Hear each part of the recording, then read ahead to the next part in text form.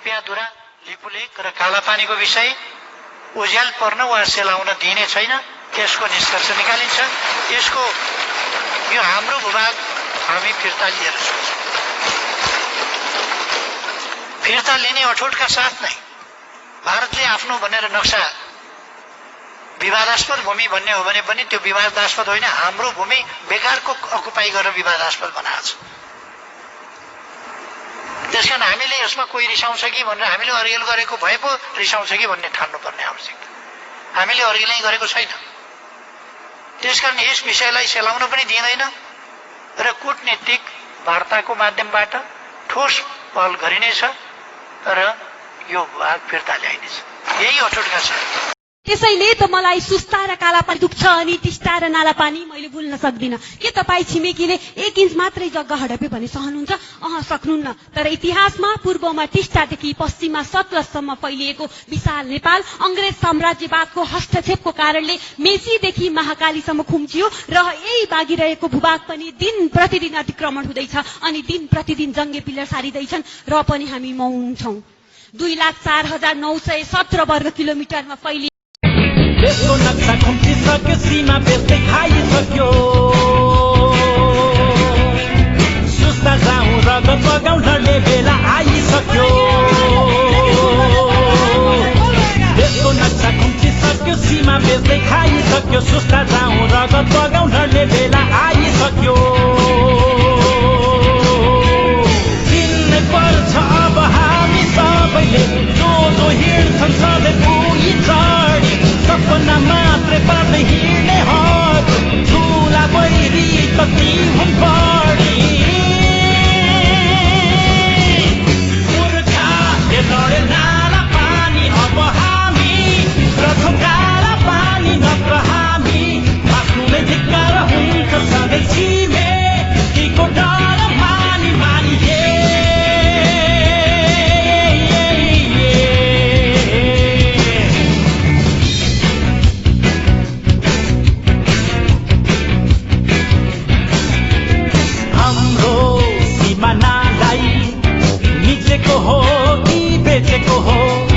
पहिलो कुरा यो बुझ्नु छ, चक्रव्यूह कसले रचेको हो। टनकपुर र कालापानी मिचेको हो कि बेचेको हो।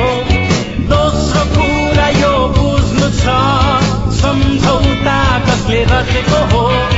पुर्खाले लडे नाला पानी, अब हामी लड्छौँ काला पानी नत्र हामी। बाँच्नुलाई धिक्कार हुन्छ सधैँ छिमेकीको डर मानी मानी।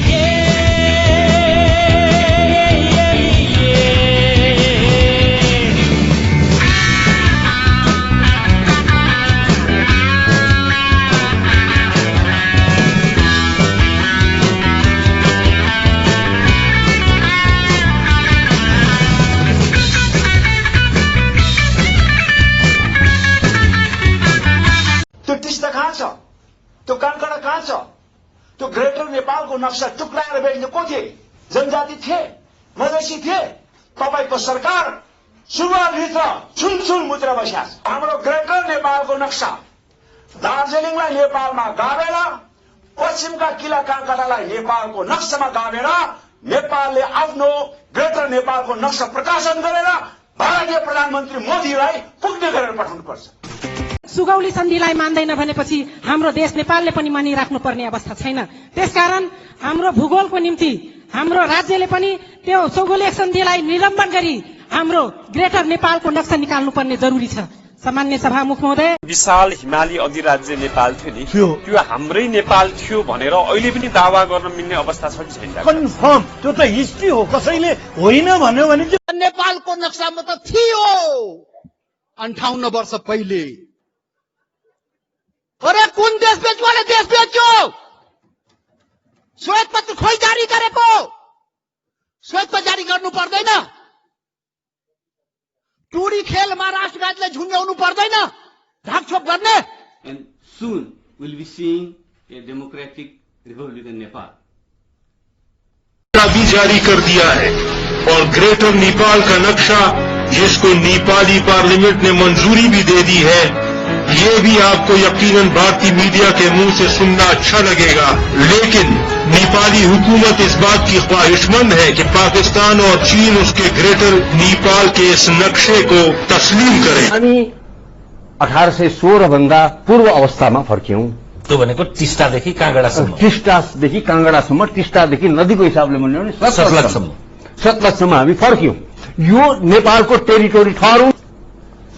धारा 8 है 1950 को शान्ति तथा मैत्री सन्धिको धारा 8 So far as matters dealt with herein are concerned, this treaty cancels all previous treaties, agreements and arrangements entered into on behalf of India between the British government and the government of Nepal. Treaty cancels all previous treaties, agreements and arrangements. भनिसकेपछि Sugauli treaty त्यसमा परेन। सबै कुरा खारेज गरिएको छ, cancel गरिएको छ। भारतले चाहिँ हामीलाई चाहिँ असल मित्र मान्ने हो, असल मित्र ठान्ने हो भने यो अंग्रेज साम्राज्यवादले लुटेर हाम्रो चाहिँ भूभागमा मिसाएको भूभाग तबारको हो, तबारको चाहिँ मुटु काटेर चाहिँ यतातिर मिसिएको छ। असल मित्र त्यसकारण महाकाली पश्चिमको चाहिँ किल्ला काँगडा, हाम्रो चाहिँ काँगडासम्मको चाहिँ जमिन तपाईहरुले चाहिँ लिनुहोस् भनेर चेली बेटीको नाता हो, डोली बेटीको नाता हो नेपालका के अरे भारतका हाम्रा नेताहरूले चाहिँ भन्नुहुन्छ। यदि त्यसो हो भने त्यसलाई चाहिँ सगौ रूप चाहिँ फिर्ता गरिदिने, दार्जिलिङ हामीलाई फिर्ता गरिदिनुपर्छ र काँगडासम्मको चाहिँ हामीलाई चाहिँ भूमि फिर्ता गरिदिनुपर्छ। यो तपाईहरुको नासो हो, यो त नासो बुझ्नुहोस्। यो अंग्रेज साम्राज्यवादले लुटेर लिएर गएको भनेर चाहिँ भन्नुपर्छ। अहिले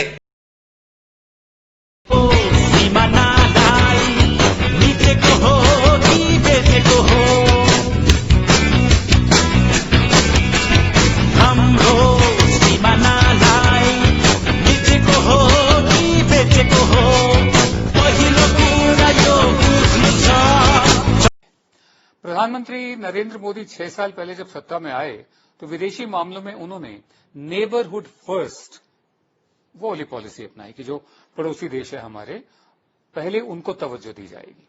इसके एक प्रमुख कड़ी नेपाल था। एक गर्नुपर्छ, देशबाट चुप लागेर नबसौं। त्यो राष्ट्र हाम्रो घर हो, तिम्रो राष्ट्र नेपाल हाम्रो हो। त्यो म छरेर बसेको थियो, आज त्यो म एक भएको छ। धेरै भन्दा धेरै ग्रेटर नेपाल का नाम लोगों ने नहीं सुना होगा, कभी भी नहीं सुना होगा, लेकिन एक नेपाल एक बहुत बड़ी रियासत होती थी, बहुत बड़ी रियासत होती थी 1816 से पहले। खैर, इसके बारे में आप इंटरनेट पर भी पढ़ सकते हो, जो India Nepal treaty of peace and friendship के नाम से फेमस है। बेसिकली इस ट्रीटी का मूल रूप नेपालियों के लिए भारत में इकोनॉमिक अपॉर्चुनिटीज को खोलना था। यह treaty Indian ambassador Chandeshwar Narayan Singh और नेपाल के प्रधानमंत्री मोहन शमशेर जंग बहादुर राणा के बीच साइन हुई। हम नया नेपाल के निर्माण की बात कर रहे हैं। नया नेपाल की हमारा मतलब है, पहले तो ये फ्यूडल ऑटोक्रेसी जो है, किंग मोनार्की जो है, उसको खत्म करना है। दूसरा, वहां pay oppress class, nationality, gender और रीजनल उसको साथ मिला करके एक फेडरल स्टेट बनाने की हमारी कोशिश है। उसमें हमारा मोरल सहमति भी बन गया पार्टियों के बीच में। और ये आर्मी जो है 238 साल से एक फ्यूडल मोनार्की और फ्यूडल लॉर्ड की तरफ लॉयल्टी ज्यादा रहा है नेपाल आर्मी का, और उसको डेमोक्रेटाइज करने का जरूरत है। सुगौली सन्धिलाई भारतले मान्न तयार भएन भने सुगौली सन्धि भन्दा अगाडिका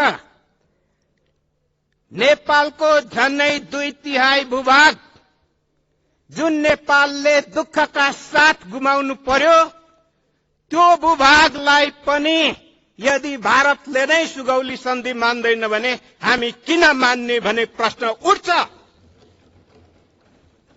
पूर्वमा टिस्टादेखि पश्चिममा काँगडासम्मका भूमिलाई हामीले ग्रेटर नेपाल भन्ने गरेका छौं।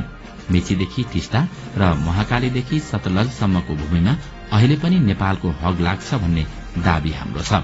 यो भावनात्मक कुरा मात्रै होइन, हामीसँग ठोस आधारहरू छन्।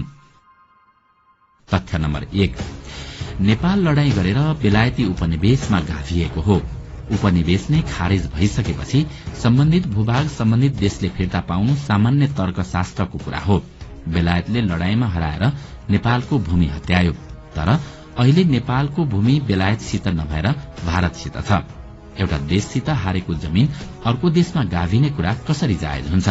यो विषय अहिले पनि हामी बेलायतसित उठाउन सक्छौं। तथ्य नम्बर 2, भारतमा ब्रिटिश आउनु अघि पाकिस्तान पूर्वमा टिस्टा, पश्चिममा काँगडा हामी पुगेको इतिहास छ र सुगौली सन्धिमा ब्रिटिस इन्डियासँग नेपालले युद्ध हारेको हो या जितेको त्यसका इतिहासका तथ्यहरूको उत्खनन हुन